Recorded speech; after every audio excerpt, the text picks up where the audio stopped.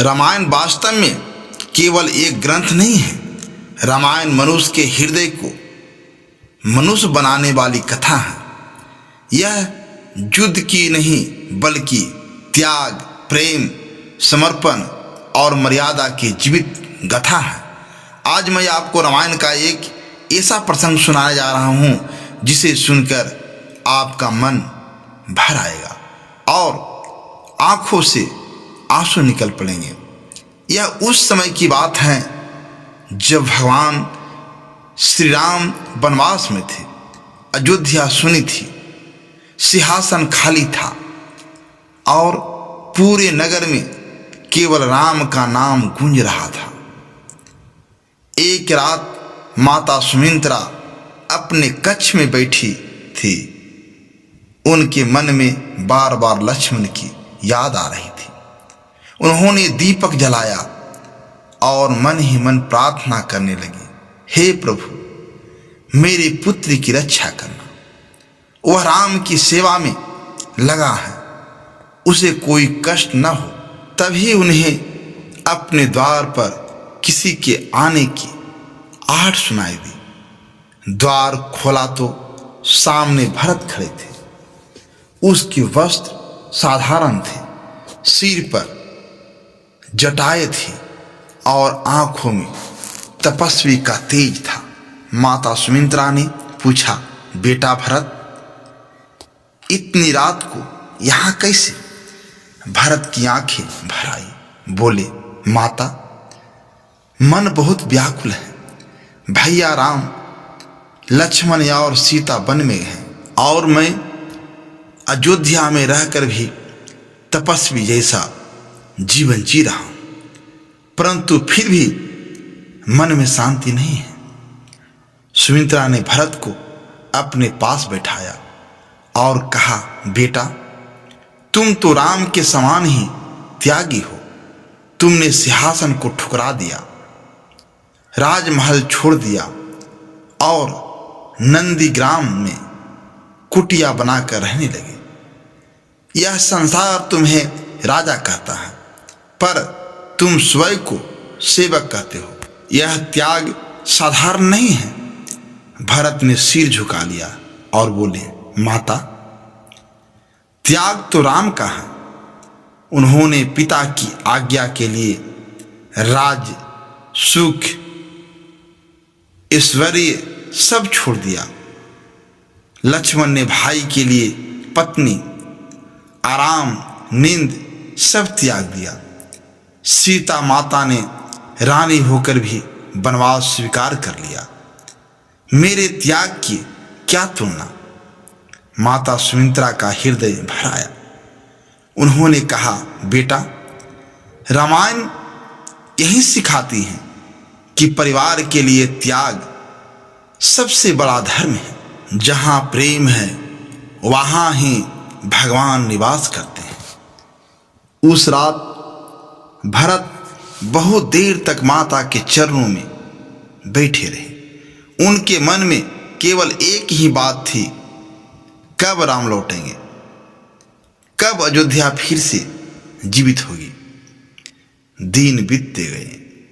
भरत नंदीग्राम में कुटिया बनाकर रहते, साधारण भोजन करते और राम की खड़ाओं को सिंहासन पर रखकर स्वयं भूमि पर बैठते। हर सुबह वे खड़ाओं को प्रणाम करते और कहते, भैया, यह राज आपका है, मैं केवल आपका सेवक हूं। प्रजा यह दृश्य को देखकर भावुक हो जाती थी। लोग कहते थे, हमने ऐसा राजा कभी नहीं देखा जो राजा होकर भी स्वयं को राजा न माने। उधर वन में राम, सीता और लक्ष्मण कठिन जीवन जी रहे थे। जंगल के बीच कुटिया थी। चारों ओर वन्य पशु, ऋषि मुनि और तपस्वियों का संसार था।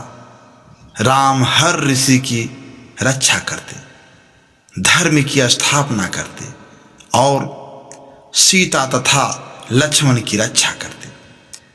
सीता माता कभी शिकायत नहीं करती थी। वे वन के फल कंद मूल खाकर भी प्रसन्न रहती थी। लक्ष्मण दिन रात जागकर पहरा देते, कभी सोते नहीं थे। वे कहते, जब तक भैया राम जाग रहे हैं मैं कैसे सो सकता हूँ। एक दिन लक्ष्मण ने राम से कहा, भैया क्या आपको अयोध्या की याद नहीं आती। राम मुस्कुराए और बोले, लक्ष्मण अयोध्या केवल नगर नहीं है, जहाँ धर्म है वहीं अयोध्या है। यदि मन में मर्यादा है तो वन भी अयोध्या बन जाता है। लक्ष्मण ने यह सुनकर प्रणाम किया और मन ही मन राम को ईश्वर मान लिया। समय बीतता गया। रावण ने सीता का अपहरण कर लिया। राम और लक्ष्मण दुखी हो गए, परंतु उन्होंने धैर्य नहीं खोया। उन्होंने हनुमान और वानर सेना के साथ लंका पर आक्रमण किया।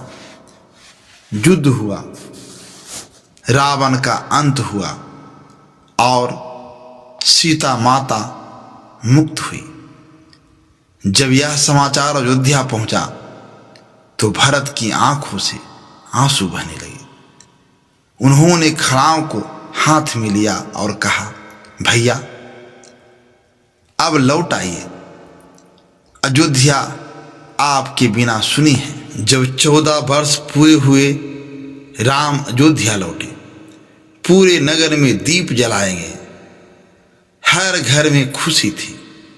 लोग कहते थे, आज अयोध्या जीवित हो गई। भरत दौड़ते हुए राम के पास पहुंचे और चरणों में गिर पड़े। राम ने भरत को उठाया और गले लगा लिया। दोनों भाइयों की आंखों में आंसू थे। राम बोले, भैया आपने मेरा राज संभाला, मैं आपका ऋणी हूं। भरत ने कहा, भैया यह राज आपका था, मैं तो केवल आपके खड़ाओं का सेवक था। राम ने भरत को हृदय से लगा लिया। लक्ष्मण और शत्रुघ्न भी वहां आ गए। चारों भाइयों का मिलन देखकर पूरा अयोध्या रो पड़ा। उस दिन राम ने राज्याभिषेक स्वीकार किया, परंतु उन्होंने कहा, यह राम राज केवल मेरे कारण नहीं है, यह भरत के त्याग, लक्ष्मण की सेवा, सीता के समर्पण और शत्रुघ्न की भक्ति का परिणाम है। रामायण हमें यही सिखाती है कि सत्ता से बड़ा त्याग है, धन से बड़ा प्रेम है और जीवन से बड़ा धर्म है। जहाँ परिवार में प्रेम है वहाँ भगवान स्वयं निवास करते हैं।